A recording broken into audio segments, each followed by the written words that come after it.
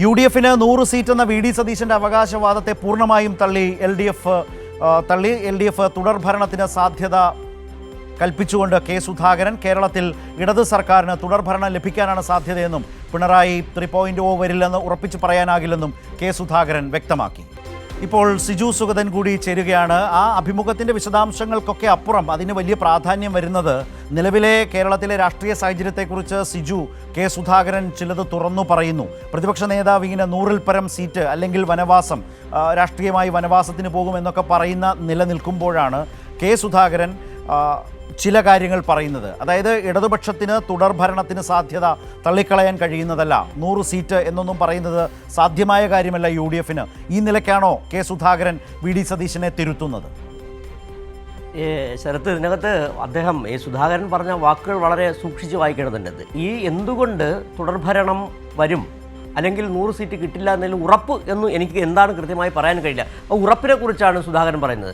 വളരെ കൃത്യമായി തന്നെ ഇപ്പോൾ നമുക്കറിയാം, ഈ തെരഞ്ഞെടുപ്പ് പ്രചാരണം ഇനി കേവലം 19 ദിവസങ്ങൾ മാത്രമാണ് തെരഞ്ഞെടുപ്പിലേക്ക് പോകാൻ. ഇവിടെ ജനങ്ങൾക്ക് മുൻപിലേക്ക് വന്നിരിക്കുന്ന ചോദ്യം ഒന്നെന്ന് പറഞ്ഞാൽ, എന്തുകൊണ്ട് LDFന് വോട്ട് ചെയ്യണം എന്നതിനെ അപ്പുറത്തേക്ക് മാറിയപ്പോൾ എന്തുകൊണ്ട് LDFന് വോട്ട് ചെയ്യാതിരിക്കേണ്ടതുണ്ട്, ആ സാധ്യത എന്താണ്, എന്തുകൊണ്ട് വോട്ട് എന്തുകൊണ്ട് LDFന് കൊടുത്തുകൂടാ എന്നുള്ള ചോദ്യം ഇവിടെ ഉയർന്നു വരികയാണ്. കാരണം സാധാരണഗതിയിൽ ഒരു തെരഞ്ഞെടുപ്പ് വരുമ്പോൾ പ്രതിപക്ഷം, കോൺഗ്രസ് ഉൾപ്പെടുന്ന UDF മുന്നോട്ട് വയ്ക്കുന്ന ചില രീതികളുണ്ട്, രാഷ്ട്രീയമായ ചില കാര്യങ്ങൾ പറയേണ്ടതുണ്ട്. അതിൽ ഒന്ന്, സർക്കാരിനെതിരെ അഴിമതി ആരോപിക്കേണ്ടതുണ്ട്, സർക്കാർ വികസന പ്രവർത്തനങ്ങൾ നടത്തിയില്ലെന്ന് പറയേണ്ടതുണ്ട്. ഇവിടെ എവിടെയാണ് സംസ്ഥാന സർക്കാർ, LDF സർക്കാർ പരാജയപ്പെട്ട് നിൽക്കുന്നത്? ഒരുപക്ഷെ സതീശൻ തന്നെ പറഞ്ഞത് ഇപ്പോഴും സോഷ്യൽ മീഡിയയിൽ കിടന്ന് വലിയ രീതിയിൽ വൈറലാകുന്നുണ്ട്. പുതിയ യുഗത്തിൽ, അതായത് പഴയ കേരളത്തെ തിരിച്ചു കൊണ്ടുവരിക. പഴയ കേരളം എന്ന് പറഞ്ഞു കഴിഞ്ഞാൽ നേരത്തെ പറയുന്നത് പോലെ ഈ പവർ കട്ടിൻ്റെയും അതോടൊപ്പം തന്നെ പൊളിഞ്ഞ റോഡുകളുടെയും അടച്ചുപൂട്ടിയ സ്കൂളുകളുടെയും ആ കേരളത്തിലേക്ക് തിരിച്ചു കൊണ്ടുപോകണമെന്നുള്ളൊരു ചോദ്യമാണ്. ഒരു രാഷ്ട്രീയമായ ഒരു മുദ്രാവാക്യവും ഒരു രാഷ്ട്രീയമായ കൃത്യമായൊരു നിലപാടെടുക്കാൻ കഴിയാത്തൊരു മുന്നണിയും പാർട്ടിയുമായി കോൺഗ്രസ് മാറി നിൽക്കുന്നുള്ള കൃത്യമായ ബോധ്യം കെ സുധാകരനുണ്ട്. അതുകൊണ്ട് തന്നെയാണ് ഉറപ്പില്ലായ്മയെക്കുറിച്ച് അദ്ദേഹം പറയുക ചെയ്തത്. മാത്രമല്ല, നമുക്കറിയാം, കഴിഞ്ഞ ദിവസങ്ങളിലൊക്കെ തന്നെ സുധാകരനും അടൂർ പ്രകാശും ഉൾപ്പെടെയുള്ളവർ UDF എന്ന് പറയുന്ന മുന്നണിയെ, കോൺഗ്രസ് എന്ന് പറയുന്ന പാർട്ടിയെ പ്രതിസന്ധിയിലാക്കിയതിനെക്കുറിച്ച് ആ ബോധ്യപ്പെടലിൻ്റെ അടിസ്ഥാനത്തിൽ കൂടിയായിരിക്കണം സുധാകരൻ അവസാന നിമിഷം കണ്ണൂർ സീറ്റിൽ മത്സരിക്കുന്നില്ല എന്ന് പറയുകയും ചെയ്തത്. അതായത് ഒരു പരാജയം ഉറപ്പാണ്. സിജു, അതായത് പ്രതിപക്ഷ നേതാവ് ചെയ്യുന്നൊരു രീതി എന്താണെന്ന് വെച്ചാൽ, അദ്ദേഹം ഇങ്ങനെ ആവർത്തിച്ച് പറഞ്ഞ് UDF പ്രവർത്തകർക്കിടയിൽ ഒരു ആത്മവിശ്വാസം ഉണ്ടാക്കാൻ ശ്രമിക്കുക.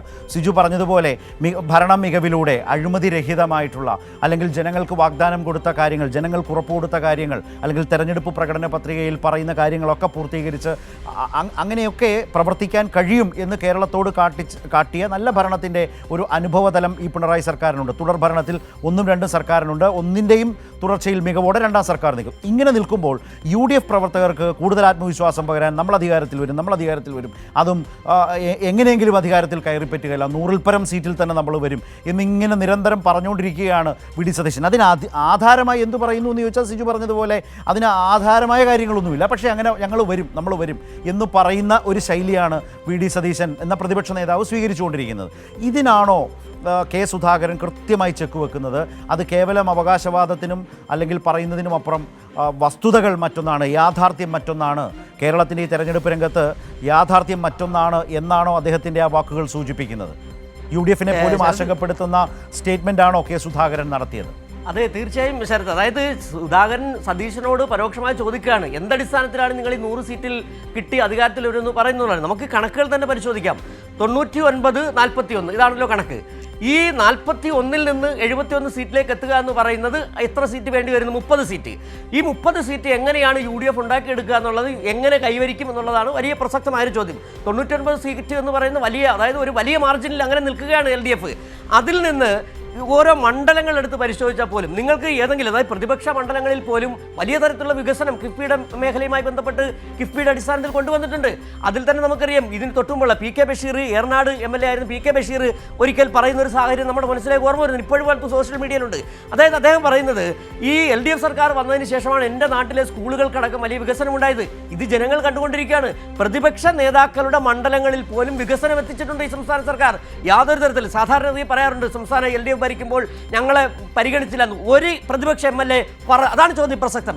ഒരു പ്രതിപക്ഷ MLA 41 MLA-മാർ 40 MLA-മാർ ഒരാൾ പറയുന്നുണ്ടോ ഈ വികസനം സംസ്ഥാന സർക്കാരിന്റെ വികസനം അവിടെ എത്തിച്ചേർന്നില്ല എന്നുള്ളത്? കോടിക്കണക്കിന് രൂപയുടെ വികസനമാണ് കിഫ്ബി വഴിയുള്ള പുതിയ വികസന മാതൃക വഴി എത്തിക്കൊണ്ടിരിക്കുന്നത്. ഇതെല്ലാം പരിശോധിക്കുമ്പോൾ രണ്ട് കാര്യങ്ങളാണ്. ഒന്ന്, നേരത്തെ പറഞ്ഞ പോലെ കണക്കുകളാണ്. തെരഞ്ഞെടുപ്പിൽ കണക്കുകളാണല്ലോ, സീറ്റുകളുടെ എണ്ണമാണല്ലോ പ്രശ്നം. ഇവിടെ നമുക്കറിയാം ഓരോ മണ്ഡലത്തിലെ കണക്കുകൾ എടുത്ത് പരിശോധിച്ചാൽ 40 സീറ്റിൽ നിന്ന് 70 സീറ്റിലേക്ക് എത്താൻ, 71 സീറ്റിലേക്ക് എത്താൻ എന്താണ് ഇവർ കാട്ടുകൂട്ടി വെച്ചിരിക്കുന്നത്? എന്തെങ്കിലും ഉണ്ടോ?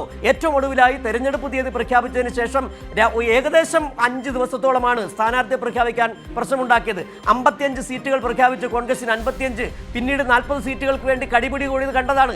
അവിടെ പ്രശ്നമുണ്ടാക്കിയത് ആ UDF കൺവീനറാണ് അടൂർ പ്രകാശാണ്, KPCC അധ്യക്ഷൻ കെ സുധാകരനാണ്, അതുപോലെ കൊടിക്കുന്നിൽ സുരേഷാണ്.